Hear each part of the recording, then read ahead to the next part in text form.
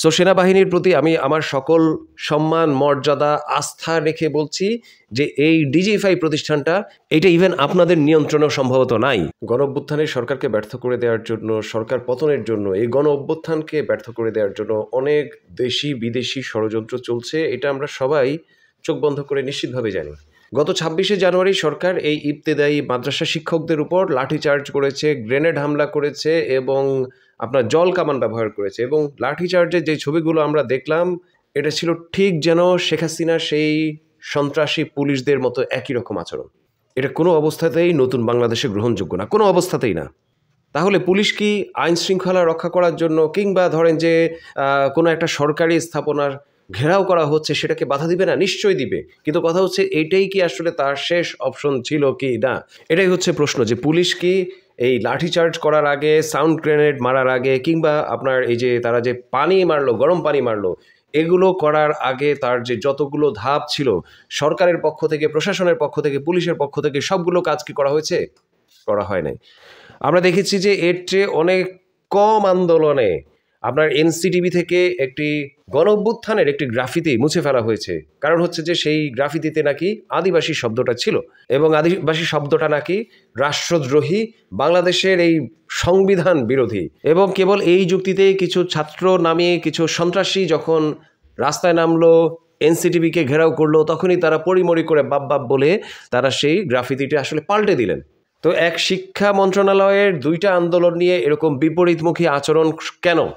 এবং এইখানটায় আমার কাছে মনে হচ্ছে যে সরকারের মধ্যে একটা শক্তি, সরকারেরই একটা অংশ, সরকার বা রাষ্ট্র কাঠামোর একটা শক্তি, তারা আসলে চায় না যে এই সরকার সফল হোক, তারা আসলে চায় না যে এই গণ-অভ্যুত্থান সফল হোক, গণ-অভ্যুত্থানের সুফল মানুষের কাছে আসলে পৌঁছাক।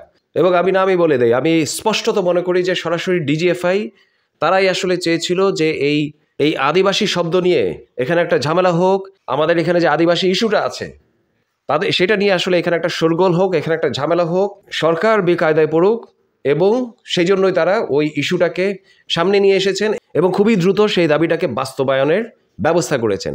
এবং এই ক্ষেত্রে এইটাও একটা বৃহত্তর ষড়যন্ত্রের অংশ হতে পারে যে সরকারের সঙ্গে যাতে এই ইবতেদায়ী শিক্ষকদের বসা আলোচনা যাতে না হয়, এই ইবতেদায়ী শিক্ষকদের উপর যাতে আওয়ামী কায়দায় জুলুম নিপীড়ন করা হয়, তারা যাতে আরও বেশি ক্ষুব্ধ হন এবং আরও কঠোর কর্মসূচির দিকে যাতে তারা যেতে বাধ্য হন, সামগ্রিকভাবে আলেম সমাজ যাতে আরও বেশি ইনসাল্টেড ফিল করেন, পরিণতিতে দেশ জুড়ে যাতে আরও বেশি ঝামেলা, আরও যাতে ঝঞ্ঝাট আরও বেশি যাতে আসলে বাড়ে।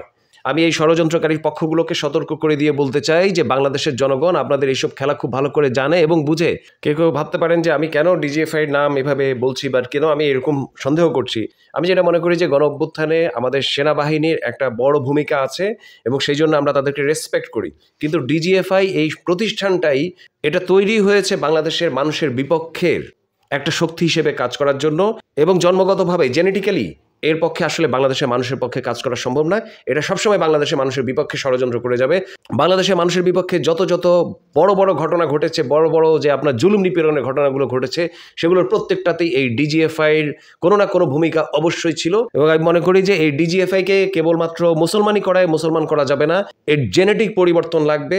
আইডিয়ালি এই ধরনের জেনেটিক্যালি ডিজাইন যে প্রতিষ্ঠানটা মানুষের বিপক্ষে, এটাকে মানুষের পক্ষে করা সম্ভব না। এটাকে ডিসমেন্টেল করে প্রয়োজনে আপনি নতুন একটা কাউন্টার ইন্টেলিজেন্স একটা প্রতিষ্ঠান গড়েন, কিন্তু কোনো অবস্থাতে এইটা আসলে বাংলাদেশের মানুষের পক্ষে কখনোই কাজ করবে এইটা আমার কাছে একেবারেই মনে হয় না। আর অন্তত সিরিয়াস সংস্কার না করে এখান থেকে ভালো কিছু কোনোভাবেই সম্ভব আশা করা, এটা আমি একেবারেই অবশ্যই মনে করি না।